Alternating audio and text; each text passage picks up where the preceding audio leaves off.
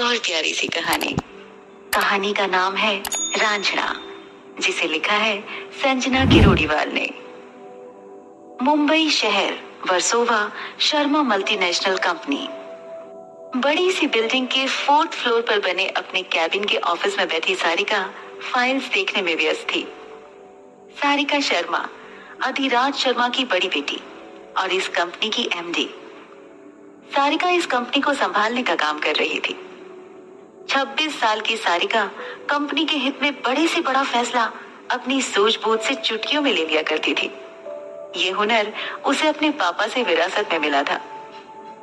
बचपन से उसका शौक था कि वो बड़ी होकर एक सफल बिजनेसवुमन बने, और यही वजह थी कि उम्र के साथ साथ उसकी इस काम में दिलचस्पी बढ़ती गई और आज वो एक अच्छे खासे मुकाम पर थी। सारिका दिखने में काफी आकर्षक थी। उसकी बड़ी बड़ी गहरी आंखें, जिनमें खालीपन पसरा हुआ था, सुंदर नाक नक्श, सांचे में ढला शरीर और उसका सांवला रंग किसी को भी पहली नजर में उसका दीवाना बनाने के लिए काफी था। काम का असर था या कोई और वजह थी कि सारिका हमेशा ऑफिस में सबसे बहुत कम बात किया करती थी। वो बहुत कम मुस्कुराती थी और कई बार वो काम को लेकर स्टाफ को डांट भी लगा दिया करती थी। ऑफिस के सभी लोग उसे देखते ही अपने अपने काम में लग जाते थे। किसी में भी सारिका से सीधे बात करने की हिम्मत नहीं होती थी। रोजाना की भांति सारिका आज भी अपने तय समय पर ऑफिस आई। जैसे ही उसने अपने ऑफिस में कदम रखा, उसे देखते ही सब अपनी अपनी जगहों पर शालीनता से खड़े हो गए। ऐसा नजारा अक्सर देखने को मिलता था, जैसे टीचर के आते ही क्लास के सभी बच्चे शांत हो जाते हैं। वैसे ही सारिका को देखकर सारा स्टाफ खुद ब खुद अनुशासन में आ जाता। सारिका ने सबको गुड मॉर्निंग कहा और अपने कैबिन की ओर बढ़ गई। जैसे ही कैबिन का दरवाजा बंद हुआ, सबने चैन की सांस ली।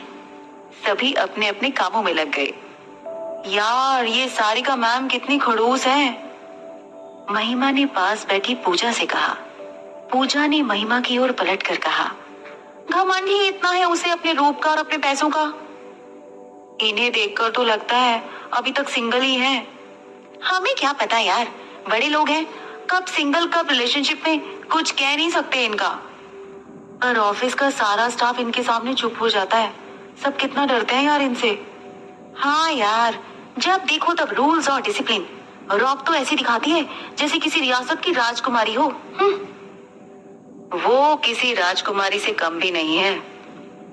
एक सहज लेकिन मर्दाना आवाज उभरी। दोनों ने पलटकर देखा, पीछे मैनेजर नवीन खड़ा था। उसे देखते ही दोनों लड़कियां तुरंत अपनी जगह पर उठ खड़ी हुई। पूजा ने सकबकाते हुए कहा, सर आप यहाँ? हाँ, इधर से गुजर रहा था, मैडम का नाम सुना तो रुक गया। वैसे क्या बातें हो रही थी? महिमा ने रिक्वेस्ट करते हुए कहा, सॉरी सर, हम लोग तो बस यूं ही। प्लीज सर, आप सारिका मैम से कुछ मत कहना, वरना सुबह सुबह हमारी क्लास लग जाएगी। जिस उम्र में तुम दोनों यहाँ बैठकर मैडम के बारे में चुगली कर रही हो, उस उम्र में वो इस कंपनी को चला रही हैं। आई एम सॉरी सर, दोनों ने नजरें झुकाते हुए साथ साथ कहा। It's okay. किसी भी इंसान के लिए बातें बनाना आसान है, पर उन जैसा बन पाना मुश्किल है। लड़की होकर दूसरी लड़की के बारे में गलत बात करना शोभा नहीं देता। Think positive.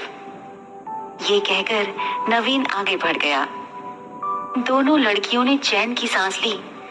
महिमा ने कहा, कौन था ये जो सुबह सुबह इतना भारी भरकम लेक्चर देकर चला गया? तू इन्हें नहीं जानती? ये नवीन सर हैं, कंपनी के मैनेजर। महिमा को ऑफिस ज्वाइन किए अभी 2 दिन ही हुए थे और नवीन भी 2 दिन से आज ऑफिस आया था, इसलिए महिमा उसे पहचान नहीं पाई और फिर घबराते हुए कहा, यार नवीन सर सारिका मैम से अपनी शिकायत तो नहीं कर देंगे ना? अरे नहीं, वो ऐसा कुछ भी नहीं करेंगे, चिल कर, पूजा ने कहा और फिर दोनों अपने अपने काम में लग गई। नवीन कुमार मिश्रा, शर्मा कंपनी के मैनेजर और साथ ही साथ सारिका का अच्छा दोस्त भी है। सारिका जब उलझन में होती है या उसे किसी सलाह की जरूरत होती है, तो नवीन हमेशा उसके लिए हाजिर रहता है। पिछले 4 साल से वो इसी कंपनी में सारिका के साथ काम कर रहा है। और यही वजह है कि वो किसी से सारिका के बारे में गलत नहीं सुन सकता। फाइल उठाए हुए नवीन ने सारिका के कैबिन का दरवाजा धीरे से खोला और कहा, मे आई कम इन मैम? सारिका, जो किसी फाइल को देखने में बिजी थी, उसने सामने देखे बिना ही कहा, यस कम इन।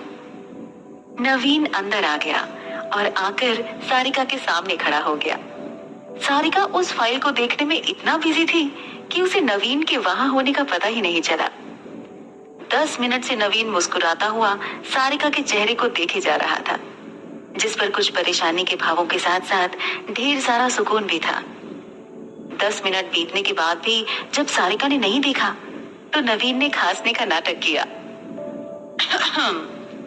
अरे आप कब आए? सारिका ने नवीन की ओर देखकर फाइल रखते हुए कहा, कुछ देर पहले, जब आप इत्मीनान से फाइल देखने में बिजी थी। बैठिए।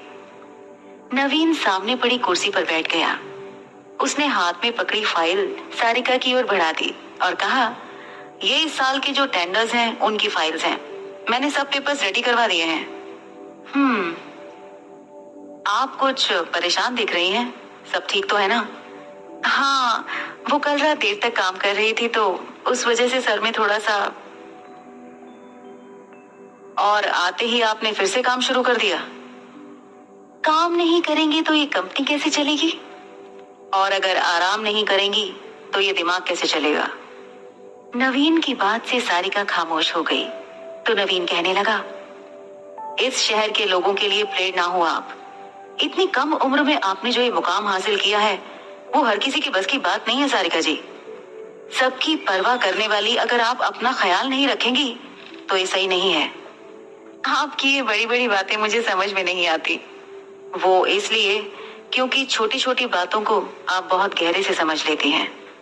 सारिका ने बात बदलते हुए कहा, वो गुप्ता जी वाले टेंडर का क्या हुआ? आगे की कहानी जानने के लिए आप मेरे चैनल जरूर करें।